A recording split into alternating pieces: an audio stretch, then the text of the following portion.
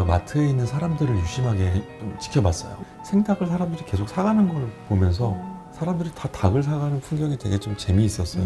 그래서 저는 거기서 저항하고 싶은 생각이 들었던 것 같아요. 그래서 제가 닭고기를 사와서 갈아서 야구공으로 만들었어요. 그럼 사람들이 질문을 해요. 닭은 먹는 건데 왜 닭으로 야구공을 만들었어요? 그럼 또 질문을 하죠. 닭이 먹는 건가요?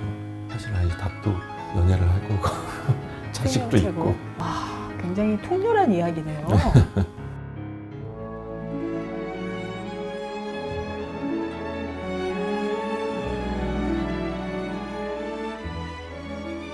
꿈남 여러분 안녕하세요. 오늘은 베니스 비엔날레 2017년 한국관 대표 작가였던 이완 작가님과 함께 이완 작가님의 작품 세계를 좀 탐구해 보도록 하겠습니다. 작가님 안녕하세요. 네, 안녕하세요. 네, 지난 시간에 정말 이 아름답고 역사 깊은 운경고택에서 이 장소와 연관되게 기억과 기록이라는 부제를 가지고 전시해 주신 거를 설명을 싹 듣고 나서 다시 한번 작품을 보니까 모르고 봤을 때하고 또 느낌이 많이 다르더라고요. 머릿속에 지진이 나더라고요. 아무튼 이 작가님께서 랜덤 액세스 메모리라는 전시가 이번이 처음이 아니시죠? 이번에 랜덤 액세스 메모리 전시가 3번째입니다. 근데 이 운경고택과 함께 이 전시가 열리니까 전시의 어떤 의미가 더 깊게 와닿는 것 같아요. 아, 네. 이번 전시가 기록과 기억에 대한 전시다 보니까 네. 운경고택이 가지고 있는 이 역사적인 시간성과 운경 선생님의 기록들과 함께 어우러지다 보니까 이전 랜덤 액세스 메모리 시리즈보다 훨씬 더 의미가 깊은 반응이 전시가. 좋았죠. 네, 이 공간이 아무 때나 들어올 수 있는 공간이 아니잖아요. 네네. 이번에 작가님 전시 덕분에 네. 이제 우리가 볼 수 있는 공간이 된 거고. 네. 작가님 이제 소개할 때 베니스 비엔날레 한국 대표 작가다라는 말이 빠지진 않잖아요. 일단 그 베니스 비엔날레 한국관 작가라는 게 어떤 의미입니까? 일단 베니스 비엔날레 한국관 작가가 됐다는 거는 네. 작가로서는 굉장히 영광. 말하자면 국가대표 같은 거죠. 네, 뭐 국가관들이 있으니까. 네, 국가관의 대표 작가니까. 그게 2017년도 네. 고유시라는 작품이었던데 네. 그게 어떤 내용이었어요? 고유시는 제가 전 세계 1200명의 사람들을 인터뷰해서 얻은 데이터를 가지고 만든 시계 작품입니다. 네. 그 각각의 시계는 한 사람을 상징하고요. 그 시계에는 그 한 사람의 데이터가 기록되어 있고 또 그 데이터가 들어간 작은 컴퓨터가 각 모든 시계에 달려 있어요. 그래요? 네, 그래서 시간의 속도가 전부 모두 다른 속도로 돌아가도록 세팅되어 있습니다. 아, 우리에게 시간은 절대적인 것 같은데 네. 작가님이 설정한 시간은 개개인마다 다 다르다. 네. 왜 달라진 거죠? 우리 그런 얘기들 많이 하잖아요. 누군가는 시간이 되게 쫓겨서 살고 누군가는 굉장히 시간의 여유가 많고 네. 그 이유가 무엇일까? 근데 사실 생각하기 나름일 수 있지만 사회적인 환경이 사람들에게 영향을 미치는 걸 발견했어요. 그래요? 예를 들면 소비를 얘기를 한다고 할 때 나는 뭐 1,000원짜리를 살 수밖에 없지만 누군가는 2,000원, 3,000원짜리도 자연스럽게 살 수 있고. 그렇지. 무슨 얘기인지 네, 알겠어요. 저는 그것을 계량화해서 사람들의 삶의 속도로 표현했어요. 이렇게 이해하면 될까요? 말하자면 우리가 집 한 채를 마련하는데 누군가는 10년을 일해서 마련한다면 누군가는 20년을 일해서 마련하고 뭐 이런 거의 시간의 차이? 그럴 수 있죠. 예. 어떻게 보면 경제적 불평등과 삶의 속도라고 볼 수가 있나요? 그럴 수 있을 것 같아요. 왜냐하면 경제적 불평등이라기보다는 사실 저는 그 환경을 지배하고 있는 시스템적 논리를 좀 생각하고 있거든요. 그러니까 내가 결정한 것이 아니라 그렇죠. 어느 날 태어났는데 난 이미 이런 운명으로 결정됐어. 네. 그래서 삶의 속도가 이렇게 네. 달라진 것. 그렇죠. 그런 거에 대한 이야기인가요? 네, 그런 것들을 좀 베이스를 깔고 있고 거기서부터 시작됐을 것 같아요. 인과라고 하는 게 그러니까 내 개인이 선택할 수 없는 어떤 것들 그리고 선택을 할 수 있는 것들 근데 선택할 수 있는 건 저하고 관련이 있겠지만 선택할 수 없는 거는 국가와 관련이 있을 수도 있고 역사와 관련이 있을 수도 있고 그래서 그거를 개개인의 시간으로 다 나타내서 어떤 사람의 자유시간은 3시간이면 어떤 사람은 5시간, 어떤 사람은 1시간 이렇게 네. 각자가 다른 고유시를 가지고 있다. 네. 와, 굉장히 통렬한 이야기네요. 작가님은 언제부터 작가의 꿈을 꾸셨어요. 어린 시절 이완 얘기를 좀 해주신다면. 사실 작가의 꿈은 굉장히 어릴 때부터 꿨던 것 같아요. 네. 제가 초등학교 때는 그림 그리는 걸 굉장히 좋아하는 아이였었고 네. 그런 아이들 있잖아요. 한 반에 그냥 그림 잘 그리는 아이들이 와서 그림 그려줘 하고 막 그려주면 또 좋아하고 이런 그런 걸 타고나신 즐겼는데 거였구나.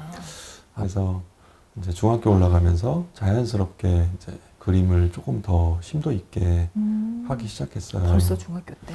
미술을 본격적으로 시작하게 어. 된 이유는 있는데 네. 중학교 때 잘 그리니까 친구들이 와서 그려달라고 하기도 하고 어. 그럼 그때 저는 이미 그림을 팔아서 돈 벌었어요? 예, 상업 작가처럼 아, 애들한테 돈 받고 네. 그려주셨단 말이에요? 우와. 이미 프로 작가셨네, 그때부터. 재미도 있었는데 네, 네. 친구들한테 그림을 그려주면 그 친구들이 되게 좋아하는 모습이 좋았던 것 애들이 같아요. 뭘 그려달라고 그랬어요? 특히 이제 많이 그려준 건 만화 캐릭터. 그 당시에 이제 인기 많아. 예, 뭐 드래곤볼이나 드래곤볼. 일본 만화들이 굉장히 많이 이렇게 막 수입해서 들어오던 시절이었거든요. 오. 그래서 그 당시에 멋있는 장면 네. 그런 거 그려주고 와. 그리고 제가 만화를 직접 또 그리기도 했어요. 어. 그래서 드래곤볼 만화를 그리면 뭐 2주를 기다려야지 또 다음 편이 나오는데 저는 그 다음 편을 상상해서 막 그렸어요. 진짜요? 예. 그래서 이렇게 될 것이다라고 생각하면서 그게 너무 재밌는 거예요. 친구들도 그걸 엄청 열광하고 친구들이 저를 굉장히 좀 대단하게 보는 것도 와, 있었고 인기 엄청 좋으셨겠네. 근데 이제 뭐 그것 때문에 이제 성적은 점점 떨어지고 이제 그러다가 어, 선생님한테 걸렸죠. 공부는 안 하고. 공부는 안 하고 그림을 엄청나게 그려갖고 그려주고 애들한테 돈 받고 팔고. 애들한테 팔고 있고 상업적 행위하고 있고 어. 그래서 그 그림들을 이제 선생님이 보시더니 미술반 선생님한테 데려갔어요. 아, 좋은 선생님이셨네. 네, 그래서 제가 이제 미술반에 들어가서 어. 이제 활동을 하게 됐고 어린이 대공원이나 아. 창경궁, 경복궁 이런데 학교마다 모여가고 연합으로 어. 미술 실기 대회를 많이 했었어요. 어. 학교 대표로 나가서 이제 그림도 그리고 그래서 수상도 하고 큰 상도 받아보고 그래서 이제 중학교 때 진로를 선택했죠. 확실하게 재능이 나타나셨군요. 대학교 때는 어떠셨어요? 대학교 때도 정말 열심히 작업을 했었고요. 네. 그리고 저는 조각가가 되겠다라고 생각을 이제 마음 먹은 순간부터 이제 진지하게 작업을 좀 하면서 그리고 책도 많이 좀 읽었던 것 같아요. 아, 그러면 처음에 회화를 하려고 하신 게 아니라 고등학교 2학년 때 이제 조각으로 전과를 해서 전과를 해서. 국악 전공으로 대학을 들어갔죠. 아. 그리고 처음에 대학 들어갔을 때는 제가 바로 조각을 하려고 한다기보다 다양한 것들에 관심이 많았어요. 네. 그래서 사진에도 관심이 많았고 또 여러 영화에도 관심이 많았고 그래서 여러 가지 좀 이렇게 하고 싶었던 것들에 집중을 좀 잘 했던 것 같아요. 네. 그런 가운데 과연 나는 어떤 작품을 하는 사람일까라는 본인에 대한 질문도 많이 하셨을 것 같거든요. 네. 그랬을 때 본인은 어떤 답을 얻으셨나요? 일단 제가 대학을 졸업하고 네. 글로벌한 현대 미술이 펼쳐지고 있는 현장을 목격을 했죠. 그래서 현대 미술이 어떤 모습으로 이렇게 진행되고 있고 네. 그 작가들은 어떤 작품들을 하는지를 이렇게 좀 리서치했어요. 네. 굉장히 많은 작가들이 지금 현재 일어나고 있는 일들 그리고 과거에서부터 흘러내려왔었던 형식적인 변화를 추구하기도 하지만 네. 지금 현재 일어나고 있는 일들에 많은 관심을 가지고 있다는 걸 알았고 근데 그 주제들이 저의 삶하고도 굉장히 연결되는 지점들이 많이 있었어요. 그러다 보니까 예술이 표현할 수 있는 영역이 굉장히 넓구나. 네. 어떤 형식적인 부분들 뿐만이 아니라 개념적으로 확장할 수 있는 부분이 굉장히 넓다는 걸 알고 그 다음부터는 이제 저에 대한 이야기를 해봐야 되겠다. 그러니까 나는 왜 나일까? 나를 이루고 있는 모든 것들은 어디서부터 시작됐을까? 예를 들어서 뭐 생물학적인 부모님의 어떤 유전자들을 통해서 계속 거꾸로 부모의 부모를 이렇게 올라가다 보면 태초의 생명까지 올라가겠죠. 네. 그런 걸로 보면 어떻게 보면 우리는 최초의 생명이 한 번도 끊기지 않고 지금까지 흘러내려온 게 우리들인데 그렇네요. 예, 그런 생명들이 관계를 맺고 있고 그런 어떤 기적 같은 상황 속에서 그 관계들을 형성하는 방식이나 그 관계들을 형성하는 그 뒷 배경에는 어떤 것들이 존재할까 뭐 그런 거에 좀 관심이 좀 있었던 것 같아요. 그런 다양한 매체를 활용하게 된 게 이미 대학 때부터 시작된 시작되신 건가요? 네, 대학 때도 이미 이제 어떤 재료를 다양하게 사용하고 다양성을 추구하면서 모더니즘에 대한 재해석이죠. 그런 것들을 시도했었는데 대학을 졸업하고 난 이후에 이제 저를 둘러싸고 있는 사회 현상 이런 것들을 가져다가 작업에 사용하는 것도 이미 가능하다는 거를 알고 있었죠. 작가님을 둘러싼 사회 현상이라든가 사회 구조에 굉장히 관심이 많으셨군요, 일단은. 예, 일단 제가 어떤 작업을 해야겠다라고 하는 생각보다도 그 지금 일어나고 있는 이 세상에 관심이 좀 많았고 그래요. 그래서 그걸 어떻게 작업으로 표현할 수 있을까? 그리고 그걸 어떻게 공부하고 연구하면서 끌어와서 작업으로 만들어낼 수 있을까를 좀 많이 고민했었어요. 그래서 대학 졸업 후에 첫 작품 뭐였습니까? 미끄럼틀입니다. 미끄럼틀이요? 네, 어, 저의 대학 졸업 후 제일 첫 번째 만든 작품은 미끄럼틀이었었어요. 네, 그건 또 의외인데요. 그게 음. 어떤 사회 현상과 관계가 되는 걸까요? 일단 미끄럼틀을 만든 이유는 제가 미끄럼틀을 어렸을 때부터 보면 네, 질량 보존의 법칙, 뭐 예를 들어서 계단을 올라갔어. 그 올라간 만큼 내려온다. 네, 위치 에너지가 이제 운동 에너지로 바뀌면서 다시 이제 밑으로 내려가면서 그쵸. 이제 올라간 만큼 내려오고 에너지는 그대로 보존이 되고 결국엔 그런 게 사회 현상에서도 좀 많이 이제 목격을 한 거죠. 아, 미끄럼틀의 원리가요? 뭐 일을 하면 그걸로 맛있는 걸 사 먹고 뭐 그런 원리 같은 것들을 이제 생각을 했었던 것 같아요, 어렸을 때. 그런데 놀이기구를 만든 이유 중에 가장 큰 거는 제가 어렸을 때 놀이동산에 가면 많은 사람들이 놀이동산의 어떤 한 지점에서 동시에 환호성을 질러요. 놀이동산의 한 지점? 그거 막 갑자기 팍 떨어질 네, 때. 맞아요. 그럴 때 사람들이 동시에 즐거워하는 지점이 같은 거죠. 즐거워서도 하고 무서워서도 무서워서도 그렇고 있고. 아무튼 네. 깍 지점이 있죠. 깍 네. 소리 지르는 지점이. 그래서 저는 그 지점이 항상 재미있었어요. 왜 사람들은 같은 곳에서 같은 걸 느낄까? 결국 사람들이 추구하는 모든 것들은 그 감각적으로나 본능적으로 같을 것이다. 고통도, 두려움도, 공포도, 즐거움도, 행복도 다 같은 지점에서 같은 걸 느낄 것이다 라고 생각을 했었고 네. 사회에서 어떤 그런 것들을 발견을 하게 된 거예요. 제가 이제 학교를 졸업하자마자 사회인이 된 거니까 네. 제 친구들이 이제 직장을 들어가고 어떤 친구들은 직장을 못 들어가서 또 뭔가 준비하고 있고 그리고 저는 이제 열심히 작가가 되겠다고 네. 준비를 하고 있는 모습에서 이게 마치 어떤 하나의 롤러코스터의 하나의 좀 레일 같이 느껴졌어요. 어떤 같은 지점에서 두려움을 느낄 것이고 같은 지점에서 행복을 느끼겠지. 그렇다면 나는 이미 정해져 있는 어떤 것들이 내 앞에 많이 펼쳐져 있지 않을까? 그러면 그거 너무 재미없는데? 라는 생각이 들고 그러면서 그 당시에는 이거를 한번 좀 비틀어 봐야 되겠다. 그래서 놀이기구를 좀 왜곡시켰습니다. 놀지 못하게 한다든지 계단만 올라가고 이게 주저앉아서 못하게 만든다든지. 그거 너무 가혹한데?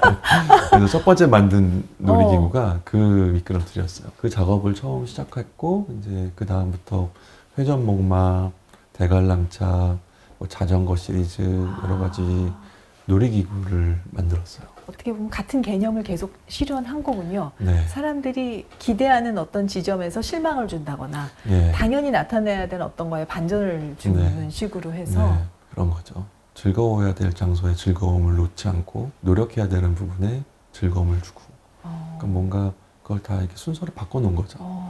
굉장히 신선한데요? 그래요? 작가님의 시리즈가 정말 놀라운 시리즈가 많지만 그 중에서도 제가 정말 관심이 많이 갔던 시리즈가 마트 시리즈. 한번 소개를 해주시겠어요? 또 굉장히 좀 놀라운데. 마트 시리즈가 네. 2008년도 때 이제 저한테 굉장히 중요한 전시 기회가 들어왔어요.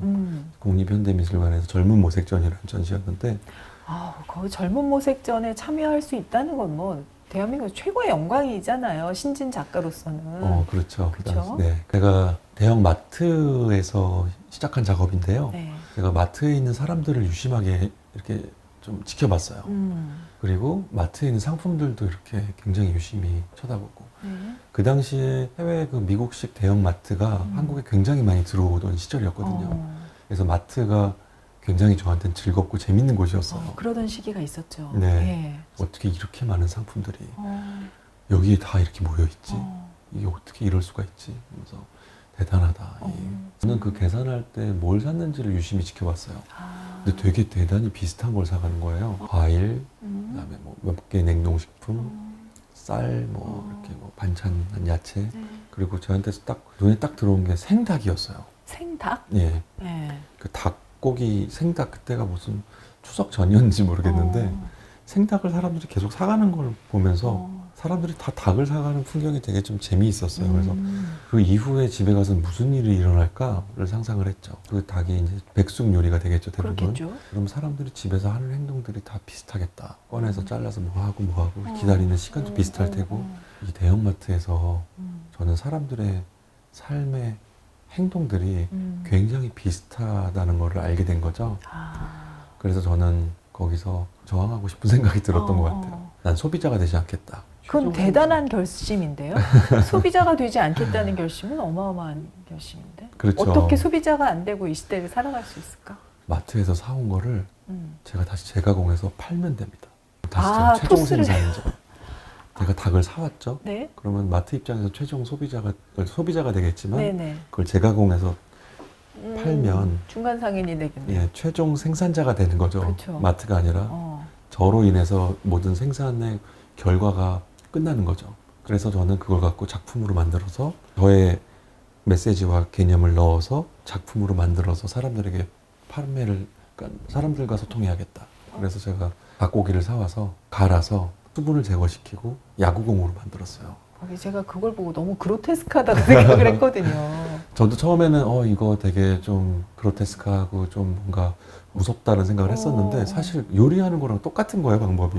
근데 그게 반죽하고. 공으로 이제 만들어서. 네. 사실은 수분을 제거하고 네. 액체 플라스틱을 섞어서 굳힌 거죠.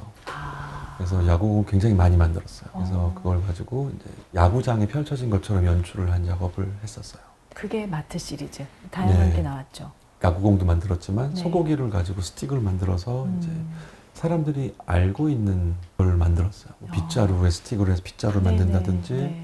혹은 뭐 이렇게 삽에다 붙여서 삽자루로 만든다든지. 원래는 나무로 만들어야 되지만 네, 알고 보면 그게 고기로 만들어져 있다든가. 그렇죠. 저는 그거를 사람들이 알고 있는 것들로 만들면서 본질이 가려지게 한 거죠. 사실은 마트에 있는 모든 상품들이 가지고 있는 그 시스템 보면 상품으로서 우리에게는 어떤 되게 예쁘고 반짝이고 달콤한 것으로 전달되지만 그 이면에 있는 시스템들은 가려져 있거든요. 그래서 철저하게 저희는 그 과정을 보지 못하고 우리는 결국엔 그 소비에서 먹는 몸 체험만 하는 거죠. 그래서 저는 그 닭고기로 만든 야구공을 가지고 한 번 더 이렇게 반전을 줬죠. 사람들이 볼 때 야구공이네 라고 얘기를 해요. 네. 근데 저는 그게 야구공이 아니다. 그러면 이거는 닭이다. 그럼 사람들이 질문을 해요. 닭은 먹는 건데 왜 닭으로 야구공을 만들었어요? 그럼 또 질문을 하죠. 닭이 먹는 건가요? 한번 생각을 하게 되네요. 닭이 사실 아니 닭도 연애를 할 거고 자식도 있고 그런 어떤 생명으로서의 가치도 분명히 존재할 거고. 근데 저는 뭐 그런 어떤 생명에 대한 가치에 대한 윤리를 얘기하려는 건 아니지만 시스템에 우리가 점점 함몰되어 가면서 우리가 점점 보지 못하는 것들이 많은데 그 보지 못하는 것들을 우리가 좀 봐야 되지 않을까? 그런 생각에서 시작했죠. 야, 망치로 머리를 때리는 그런 작업이네요. 그런가요? 제가 굉장히 작가님을 처음 알게 됐을 때 알게 된 첫 작품이 메이드 인 시리즈였는데 네. 엄청나게 고생을 하셨더라고요. 어떻게 보면 그것도 세계화에 대한 얘기고 그 작가님이 그거를 몸소 세계가 협업해서 만든 밥상 하나를 위해서 네. 직접 다 생산을 하러 10개국을 갔던 기간이 있으시더군요. 네, 맞습니다. 사실은 저한테서는 가장 중요한 작업이죠. 예. 왜냐하면 지금은 못할 것 같아요. 그거는 아무것도 없어야지 할 수 있는 작업이더라고요.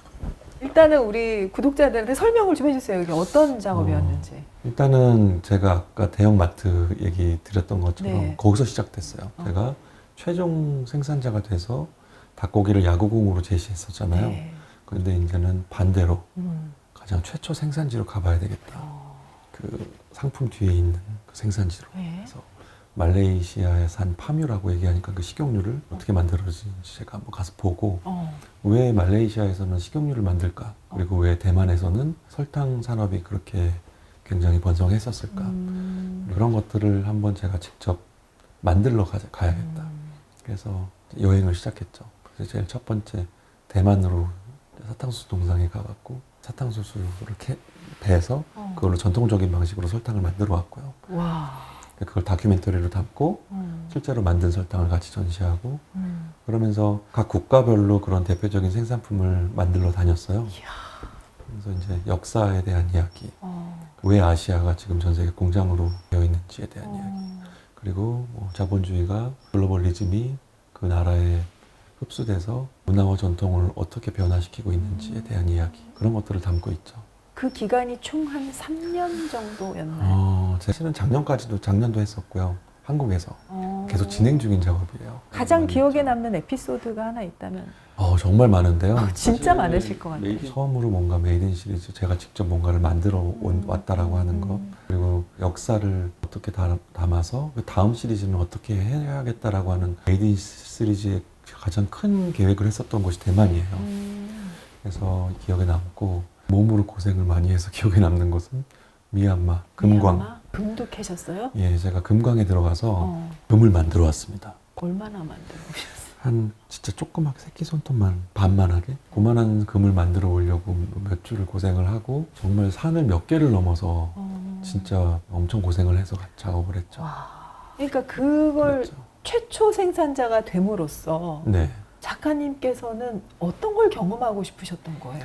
지금 이 어떤 자본주의 시스템에서 네. 굉장히 많은 분업화가 이루어져 있잖아요. 그렇죠. 사실 저는 그 무엇도 안 만들어도 돼요. 저는 예를 들어서 제가 어떤 사무직 일을 하는 사람이면 저는 계속해서 어떤 서류를 정리하고 리서치하기만 하면 되거든요. 그쵸. 그러면은 밥을 먹을 수가 있어요. 네. 농사를 짓지 네, 않더라도. 네, 네. 그렇게 분업화되어 있는 시스템 안에서 가장 기본이 되는 우리가 먹어야 되는 것. 그것에 대해서 한번 내가 전 과정을 다 체험해 봐야겠다. 내가 만드는 밥 한 끼를 내가 만들어 봐야 되겠다. 밥상부터 그 숟가락까지. 그 한 상을 전부 다 본인이 만드는. 직접 하기 위해서 네. 한 5년여에 걸쳐서 네. 오지를 한 9군데, 10군데를 네. 다니셔갖고 한 상을 차리신 거예요. 맞아요. 그래서 캄보디아에서는 쌀도 농사를 지어서 쌀도 수확해오고 숟가락도 만들고 중국에서는 한 1000년 된 사찰을 파손된 마룻바닥을 깎아서 나무젓가락을 만들어 오고 그렇게 만들어 오는 세트를 이제 벤스 비엔날레에서도 전시를 했고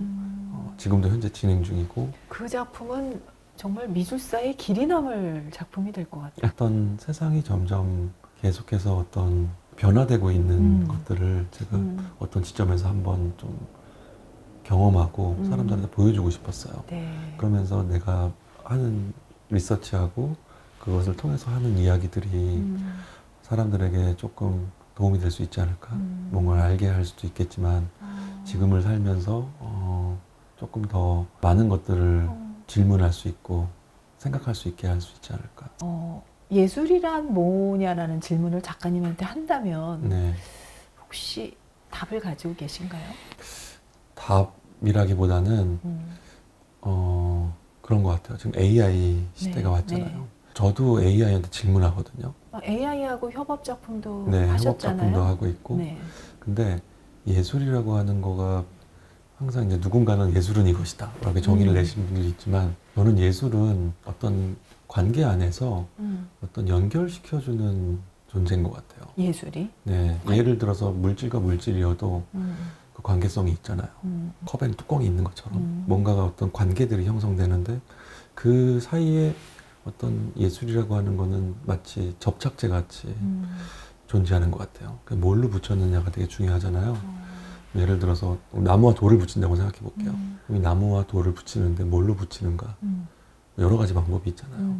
볼트와 너트로 붙일 수도 있고 못을 이용해서 막는다. 본드로 제3의 다른 요소가 개입해서 붙일 수도 있고 그런 것처럼 어떠한 것들 사이에 그 관계를 만들어내는 것이 저는 예술인 것 같아요. 와, 제가 들어본 예술이란 무엇인가 해서 가장 독특한 대답이 나왔어요. 그래요?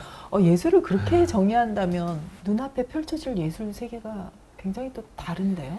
사실 삶과 예술을 분리시키지 않으려는 운동이 플럭서스라는 데서 시작됐고 백남준 선생도 그 플럭서스의 일원이셨는데 작가님은 그러면 어떤 삶과 예술이 분리되지 않은 어떤 일상 속에서 무엇과 무엇을 연결하는 어떤 관계에 있다. 네. 예를 들면 제가 만든 설탕이 마트에서 파는 설탕과 하나도 다르지 물질적으로는 않거든요. 같죠.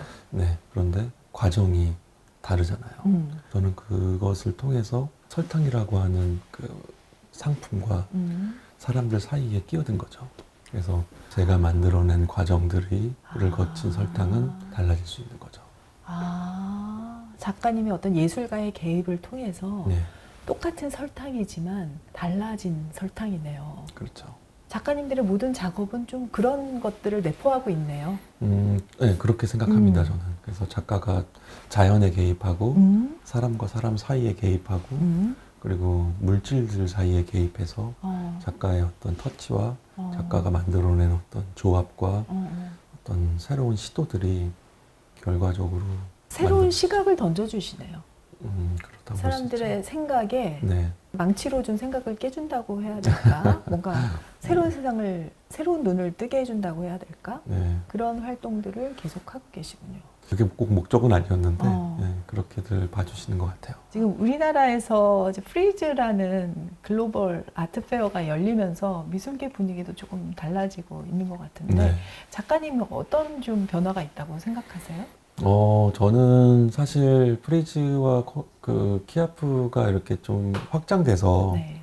예술 축제가 이렇게 커진 거에 대해서 굉장히 저는 환영하고 있고요. 네. 뭐 한편에서는 너무 성대한 파티만 일어나는 거 아니냐라는 얘기들도 있지만 네. 시간이 지나면 이 미술 주간 때 뭐 대한민국 전체가 예술 축제로 자리를 잡을 수도 있지 않을까. 그래서 그런 네트워크가 점점 구축되는 게 보이거든요. 이번에도 프리즈에서 도움을 많이 주셨어요. 네. 프리즈에서 이제 홍보해 주시고 네. 그래서 전시도 많은 분들이 와서 봐주시고 계시고 그래서 음. 다양성 측면에서도 저는 항상 응원하고 있습니다. 사실 이게 미술 작품이라는 거는 생각을 하면서 보고 작가를 탐구하면서 보면 볼수록 그 재미에 빠지게 되는 굉장히 지적인 즐거움을 주는 그런 분야인 것 같아요. 네. 특히 이제 개념 작품은 그 가운데서도 굉장히 그런 부분이 강조되는 그런 네. 건데 오늘 이제 작가님의 이런 이야기를 듣고 나서 이쪽 고택에 오신 분들께서는 머릿속으로 더 많은 이야기들을 상상하면서 재미있게 감상을 하지 않으실까라는 생각이 듭니다. 작가님, 우리나라 미술계에서 이 부분이 부족해서 앞으로는 좀 이런 거는 좀 보완됐으면 좋겠다라고 생각하는 게 있으면 말씀해 주세요. 많은 나라들을 다니면서 이렇게 경험을 해봤을 때 네. 사실 그렇게 많이 부족한 건 없다고 생각이 들 정도로 요즘 많이 좋아졌군요. 되게 좋아요. 와, 되게 레지던시 뿌듯합니다. 프로그램들도 그런데 이제 만약에 뭔가 좀 필요하다고 생각이 드는 게 좀 찾자면 해외 교류 네트워크 같은 것들이 좀 다양하게 이루어지면 좋겠다는 생각이 들어요. 레지던시 프로그램을 간다고 해도 거기서 사실 다양한 사람들하고 문화를 교류하면서의 어떤 경험들을 네. 축적해오는 거는 네. 정말 좋은데 거기서 끝나는 게 좀 아쉽다는 생각이 들어요. 그리고 조금 뭐 예를 들어서 중간에 어떤 매니지먼트가 좀 있어서 그런 작가들과 외국에 있는 기관들이라든지 아니면 컬렉터나 기획자들과 좀 이렇게 연결될 수 있는 좀 채널이 좀 있으면 어떨까. 미술계가 잘 성장한다는 거는 훌륭한 작가들의 존재만 필요한 게 아니라 네. 작가를 서포트할 수 있는 여러 뭐 큐레이터부터 시작해서 각계각층의 전문가들이 필요한 시스템인데 그렇죠. 아직 그 부분이 조금 부족하지만 네. 지금 분위기로 봐서는 또 많은 좋은 분들이 앞으로 성장하지 않을까 싶긴 맞습니다. 합니다. 네. 그래서 그 정도인 것 같고요. 그리고 젊은 작가들이 활동할 수 있는 무대가 좀 더 많았으면 좋겠고. 그래서 그 유니온 페어를 예, 유니온 직접 아트 유니온 아트 페어를 직접 또 기획하고 계시지 않나요? 예, 저하고 이제 파트너인 그 최두수 네. 대표하고 같이 함께 하고 있고요. 그럼 유니온 매년 아트 페어. 있습니까? 원래는 매년 하자고 해서 시작을 네. 했는데 코로나가 터지기 전까지는 매년 했었어요. 그리고 코로나 때 6년으로 한 번씩 이제 좀 지나가다가 네. 이제 최근에는 어떤 프로젝트랑 좀 연관이 좀 생길 때 하고 있는 상황이고 왜냐하면 많은 지원과 후원이 좀 필요한데 그렇죠. 그런 것들이 좀 원활하게 좀 이루어지지 않을 쉽지는 때는 않아요. 열리는 게 좀 어렵고 그리고 또 사실 요즘에는 좀 저희 나름대로 바빠지기도 해서 그런 것도 있지만 축소된 이유가 유니언 아트 페어뿐만이 아니라도 다양한 채널들이 좀 많이 생긴 것 같아요. 요즘 아트페어가 예. 꽤 있으니까. 그래서 청년들을 위한 아트 페어나 네. 뭐 그런 것들이 굉장히 또 잘 하고 있어서 저희가 굳이 엄청나게 뭐 이렇게 경쟁력 있게 해야 되는 건가? 안 그래도 될 것 같은데 이런 생각도 들어서 최근에는 다른 방향을 좀 생각해 보고 있어요. 그래서 또 규모가 아니고 조금 더 집중적인. 어찌됐건 그 하시는 일의 이제 핵심은 젊은 작가들에게 다양한 어떤 기회를 주는 측면에서 네, 그렇게 기획하시는 거군요. 네, 알겠습니다. 자, 오늘 이완 작가님과 함께 작가 탐구를 해봤는데요. 정말 이 예술의 최전선에서 우리들의 시각을 좀 새롭게 만들어주는 그런 특별한 역할을 하고 계시다는 생각이 들었고, 네, 작가님 앞으로 요즘은 작가님들의 그 뭐랄까 작품 활동 기간이 엄청 길더라고요. 네. 작가님의 그 호기심을 얼마나 더 발전시켜 나갈지 굉장히 궁금합니다. 그래서 미술사에 정말 길이 남는, 그리고 글로벌 미술사에 특히 길이 남는 작가로 이렇게 계속 좀 많이 성장하시고 자리매김 해주시기를 제가 또 개인적으로도 기원하고 부탁하겠습니다. 감사합니다. 네. 그리고 이제 이 운경고택 정말 이 공간을 오늘 사용할 수 있어서 너무 우리 재단 관계자분들한테도 감사합니다. 꿈나무 여러분, 네, 이완 작가님과 함께했습니다. 좋아요, 구독, 알림 설정 부탁드려요. 고맙습니다. 네, 감사합니다.